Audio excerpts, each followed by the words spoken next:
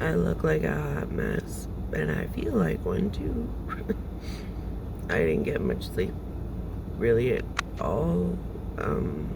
My everything hurts. Oddly, the itching didn't bother me so much, but my God, my knees, my hips, oh, it's just awful. I just kept, like, every time I'd, like, roll over to try and get comfortable, I'd bump into something. It fucking sucked. Yeah. But oddly, I don't know what it is, but every time I take Duster for a beach walk at 6 a.m., it doesn't matter what beach I go to, there's at least one woman swimming in the ocean. Off Vancouver Island. Like, our ocean is cold. This morning, the women I came across asked me if I wanted to join them. Ow, that actually just hurt moving like that. As much as floating would help me feel good, I think the cold temperature might kill me. So I said no way, no how. And Duster certainly wasn't joining them either. Anyway, I don't even know what day it is. I think it's Thursday morning, and I feel like garbage. I hope I have a nap at some point because I can barely keep my eyes awake. But yet, I can't really sleep because everything's uncomfortable.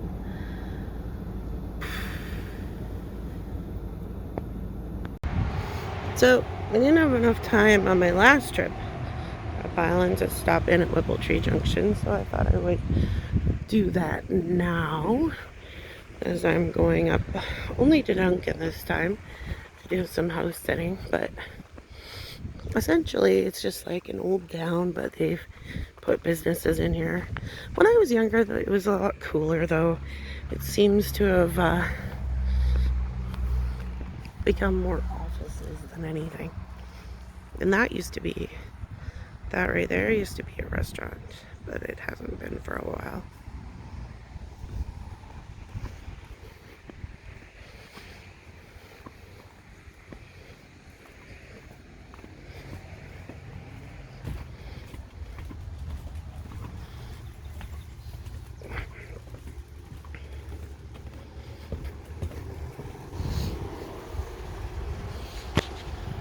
Oops, dropped your leaf dust.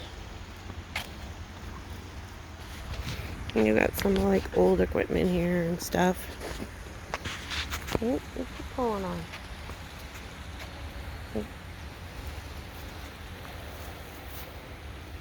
Dough mixer. We don't know where Randy found this giant mixer. It is a mixer, right? It is thought to be a bread mixer, but mystery remains.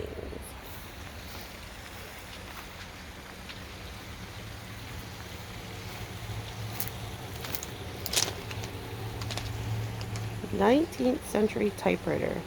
The letters were cast in slugs of lead for letterpress printing onto newsprint and replaced the original laborious and time-consuming task of setting by hand.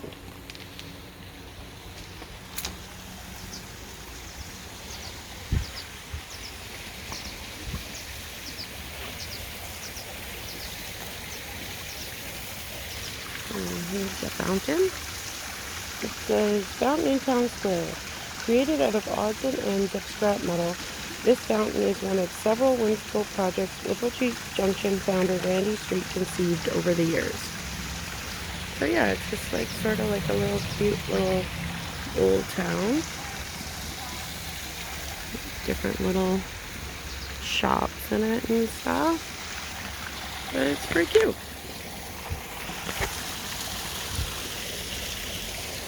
And then there's the dragon.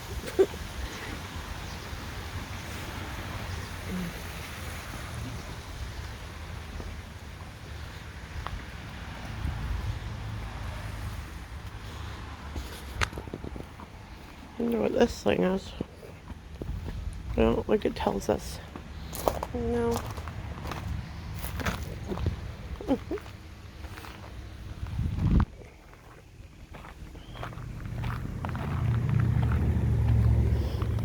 Just some old wheels. But yeah, it's just a cute little town that's been sort of been repurposed into offices for the most part. There is some stores, but not like it used to be when I was little.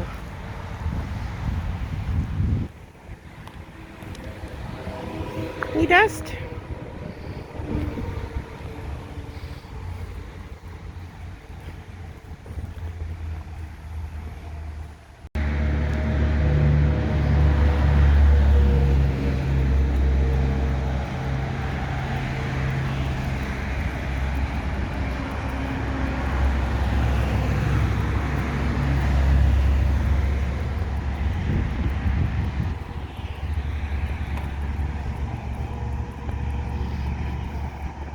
I love how Hemp Nation has a no smoking sign outside. That's kind of funny.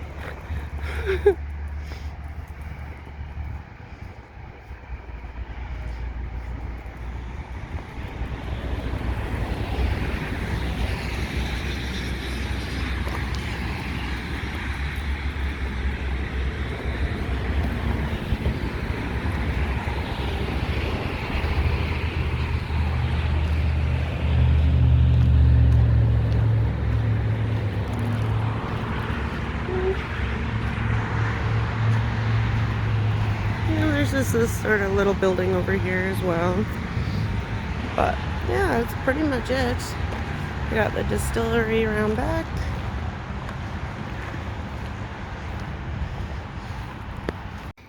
So here in Duncan, and we found a bit of a dog park that we're going to explore, right, Duster?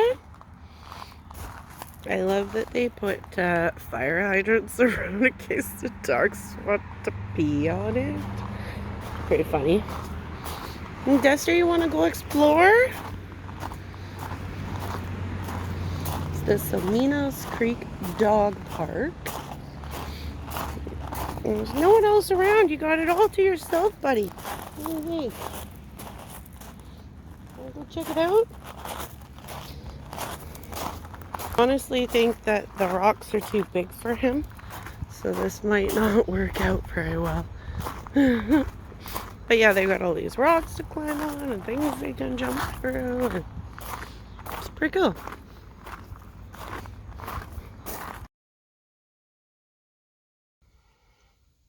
I sit here in Duncan in the city of totems, and I reflect on my past, my history, my family's history, and the impact they have had on my Indigenous friends and their family. Today is Canada Day, but we don't celebrate. There is no pride in genocide. All we can do is learn about what happened in the past and take action to ensure not only do these things not happen again, but that we do what we can to lift up our friends, our Indigenous friends, to ensure that they have clean drinking water, to ensure that they have access to everything that we do. Just because we're white doesn't mean we should have any privileges. Everyone should start off equal. Everyone should have the same opportunities.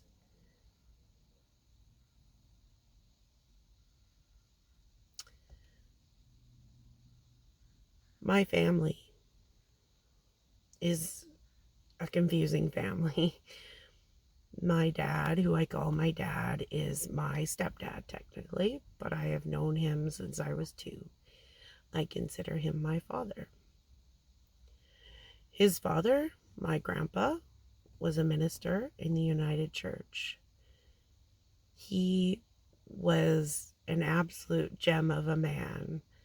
I remember him as always being kind and caring and funny. He had a great sense of humor. Champion of the little man. But what I didn't know until he passed several years ago was that he was actually a principal at a residential school in northern Manitoba.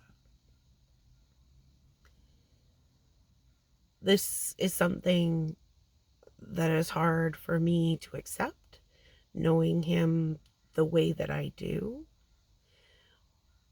but it's true. And it's, even though he's not my blood relative, it's something I need to acknowledge, and also something I feel like I need to atone for, something I need to make up for.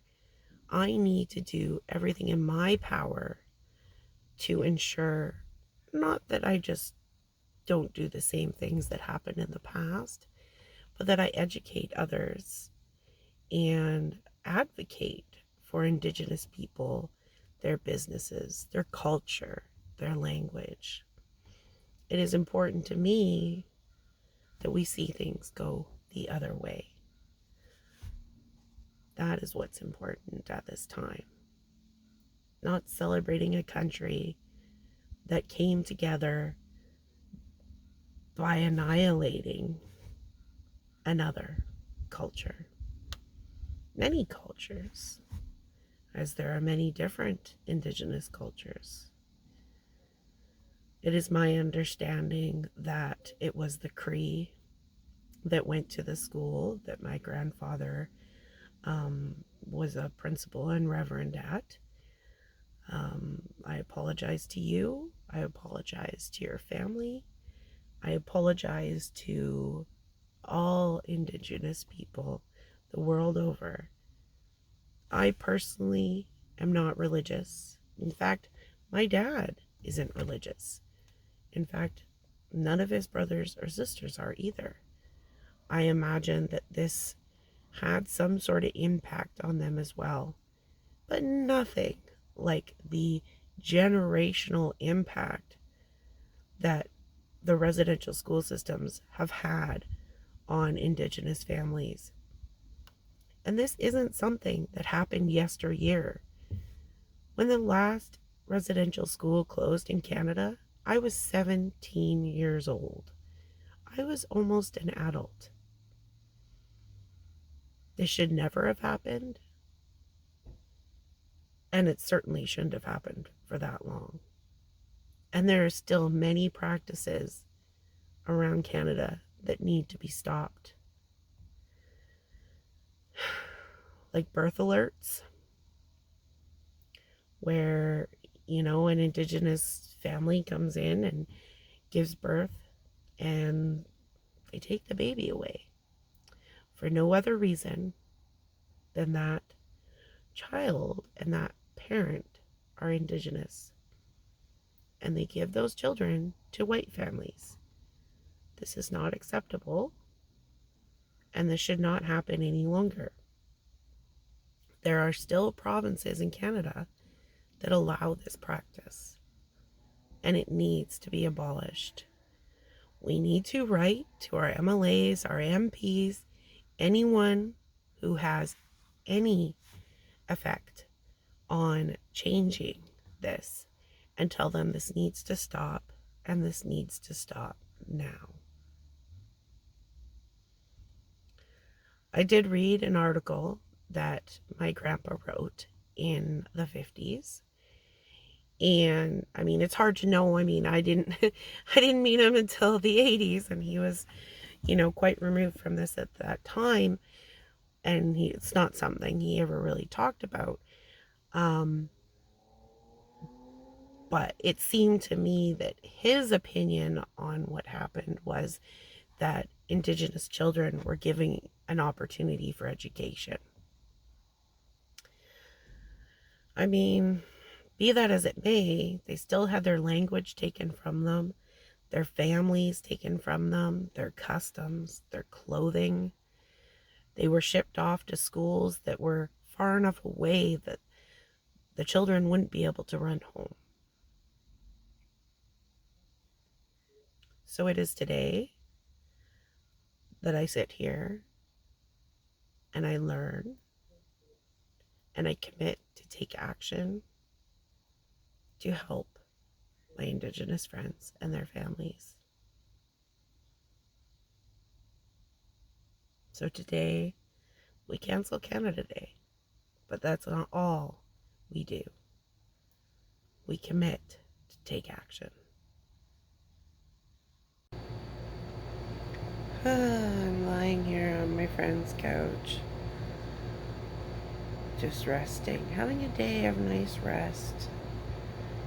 It's nice to be stretched out, and I assume I'm going to have a good sleep because my body parts won't be bumping all over everything.